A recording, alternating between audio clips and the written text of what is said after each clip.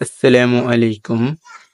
আমি যে কথাটা বলতে চাইতেছি যে আমার কথাটা কেউ খারাপ দিকে নিয়ে তো হবে। তো সরকারি ব্যয়ে অনেকেই বেতন দিয়ে রাখে।